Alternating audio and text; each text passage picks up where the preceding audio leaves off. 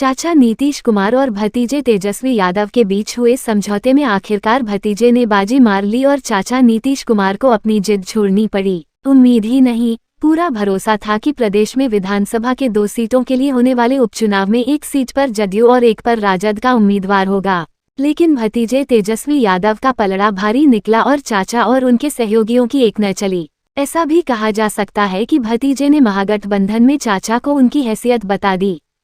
ऐसे भी महागठबंधन की सरकार में राजद की तुलना में जदयू की अहमियत काफी कम नजर आ रही है। जदयू नेताओं की बोलती बंद है और जदयू कार्यकर्ताओं को तो क्षेत्र में मुंह छुपाना पड़ रहा है। कल तक जो जदयू कार्यकर्ता जंगलराज की बात करते थे, घोटालों की बात करते थे, लालू परिवार द्वारा बनाए गए अकूत संपत्ति की बात करते थे, बड़े चाव से लालू यादव के जेल जाने की कहानी कहते फिरते थे, प्रदेश में हुए जातीय नरसंहार की बात करते थे, उन्हें अब लालू प्रसाद यादव, तेजस्वी यादव और राजद की तारीफ में कसीदे पढ़ने की जिम्मेदारी दी गई है। जिन्होंने बिहार का सर्वनाश किया, उन्हें विकास पुरुष और मसीहा साबित करने की जिम्मेदारी अब जदयू कार्यकर्ताओं को मिली है। लेकिन क्या राजनीतिक कार्यकर्ताओं का ईमान नहीं होता, उनका आत्मसम्मान नहीं होता? क्या राजनीतिक कार्यकर्ताओं ने अपने दल के आकाओं के पास अपना जमीर बेच दिया है? हद हो गई राजनीति की और हर कर दी राजनीतिक दलों के कार्यकर्ताओं ने। ये तो दुनिया जानती है कि राजनेताओं का कोई चरित्र नहीं होता। अपने स्वार्थ सिद्धि के लिए राजनेता किसी भी स्तर तक जा सकते हैं, लेकिन कार्यकर्ताओं को तो अपने आत्मसम्मान की रक्षा करनी चाहिए। सही को सही और गलत को गलत कहने का साहस हर कार्यकर्ता और हर मतदाता में होना चाहिए। कार्यकर्ताओं और मतदाताओं से नेता होते हैं, नेताओं से कार्यकर्ता नहीं। नेता चुनाव जीतते हैं और राजधानी के लिए प्रस्थान कर जाते हैं। वो खुद को महाराजा और कार्यकर्ताओं को अपनी जागीर समझते हैं, लेकिन क्षेत्र में मतदाताओं के सवालों से कार्यकर्ताओं को रूबरू होना पड़ता है, जबकि कार्यकर्ताओं और मतदाताओं का काम केवल अपने नेता का प्रचार करना या वोट डालना भर नहीं है। राष्ट्र निर्माण में कार्यकर्ताओं और मतदाताओं की बहुत बड़ी जिम्मेदारी होती है। हम गलत व्यक्ति को चुनकर यदि सदन में भेजते हैं तो सिर्फ हम नहीं, हमारी कई पीढ़ियां बर्बाद होती है।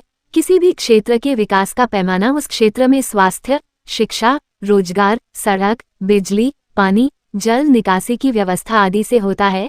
मतदान राष्ट्र निर्माण से जुड़ा है। हमारा मत हमारा और हमारी अगली पीढ़ियों का भविष्य तय करता है। मतदान कभी भी निजी रिश्ते या निजी स्वार्थ से प्रभावित नहीं होने चाहिए।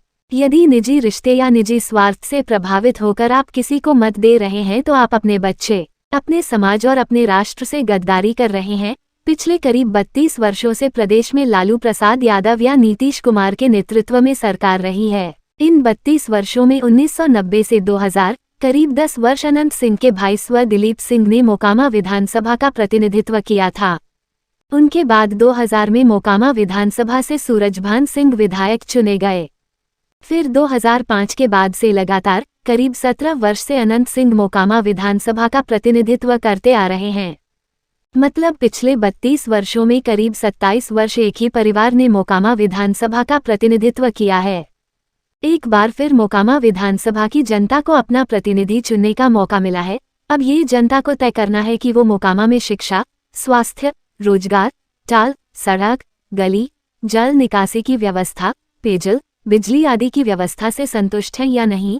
मतदाताओं को ये देखना होगा कि इन वर्षों में हमारे जनप्रतिनिधि ने क्षेत्र का समुचित विकास किया या नहीं।